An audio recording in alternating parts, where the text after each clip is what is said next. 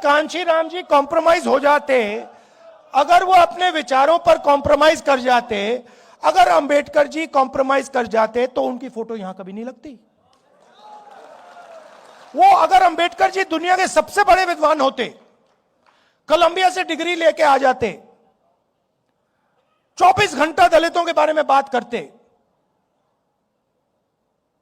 आधी रोटी भी खा लेते, मगर अगर कॉम्प्रोमाइज हो जाते तो वो अंबेडकर जी नहीं होते।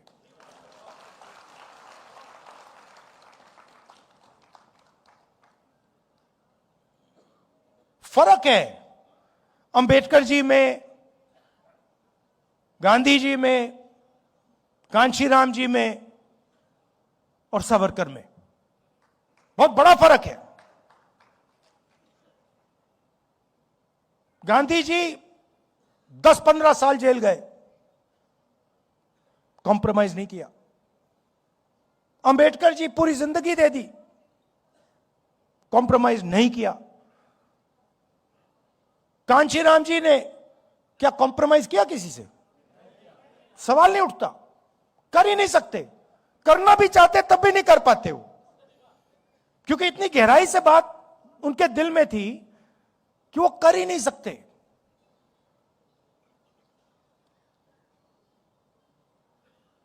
आप मोदी जी का चेहरा तो देखिए ना,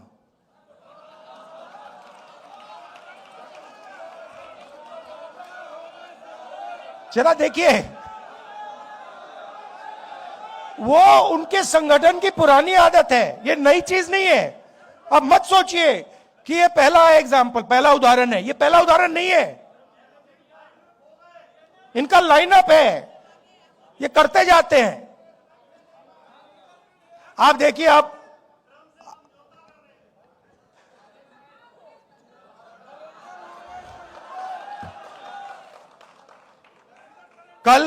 कल मैं पार्लियामेंट में मैंने मतलब एप्स्टीन शब्द बोला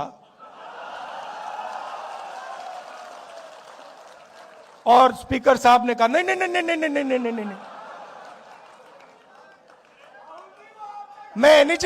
मैंने कहा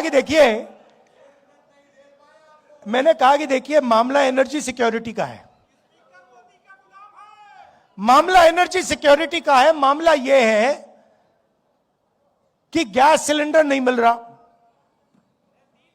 हमारी एनर्जी सिक्योरिटी कॉम्प्रोमाइज कर दी गई है। आज अमेरिका कहेगा कि अगर हम रूस से गैस तेल खरीद सकते हैं, अमेरिका कहेगा अगर हम ईरान से, इराक से, किसी और से खरीद सकते हैं, मतलब एनर्जी सिक्योरिटी कॉम्प्रोमाइज हो गई। उसके बाद मैंने बोला क्यों हुई, और मैंने कहा ये जो हरदीपपुरी बैठा है, ये जिसको आपने ऑयल मिनिस्टर बनाया, ब्यूरोक्रेसी से उठा के ऑयल मिनिस्टर बना दिया, ये पहला कॉम्प्रोमाइज है। इसका तो नाम उधर एप्स्टीन फाइल में है, तो उसका दोस्त है।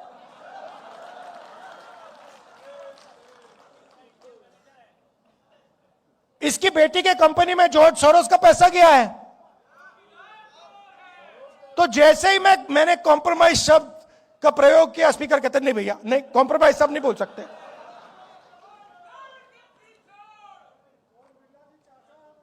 तो अब तो एक साइड एप्स्टीन है, दूसरी साइड अदानी जी। आपने बड़ी गहरी बात बोली, आपने बड़ी गहरी बात बोली। मैंने इसके बारे में कभी सोचा है। आपने बोला कि देखिए कांग्रेस पार्टी गरीब पार्टी है, और कांग्रेस के जो बड़े बड़े नेता हैं वो अमीर हैं। नहीं, मगर आप बात समझिए, हम अमीर पार्टी होना ही नहीं चाहते हैं।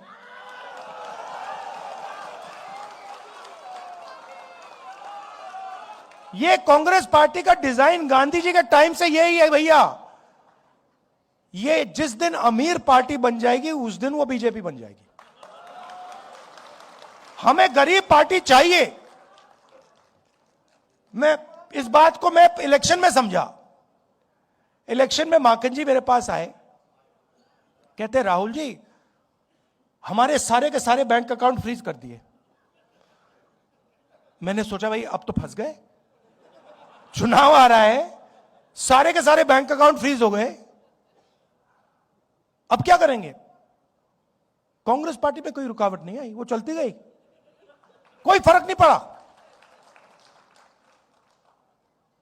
देखिए, ये है विचारधारा की पार्टी,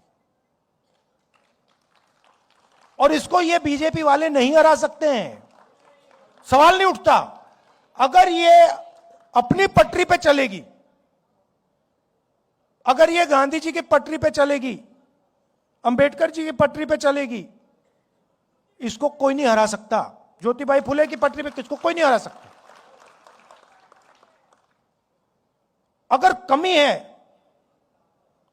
तो हम में है, यह सबसे पहले समझना होगा।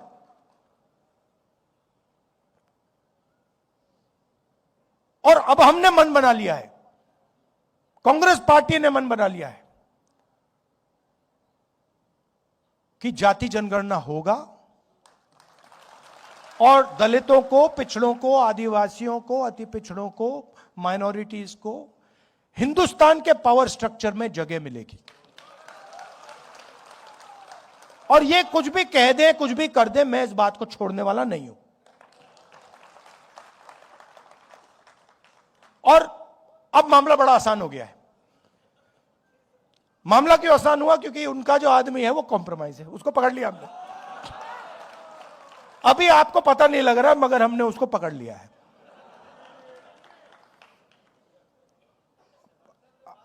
नहीं, वो पकड़ लिया है। मैं आपको बता रहा हूं, मैं आपको स्टेज से कह रहा हूं, साइकोलॉजिकली नरेंद्र मोदी खत्म है। राजनीति में हार पहले हो जाती है, हार पहले यहां होती है, मन में यहां पे हार हो जाती है, उसके बाद होना ही होना है। और आप ये सोच समझिए कि कांग्रेस पार्टी के जो कार्यकर्ता हैं और जो हमारे दलित भाई हैं, आदिवासी भाई हैं, पिछड़े वर्ग के भाई हैं, जिन्होंने प्रेशर बनाया,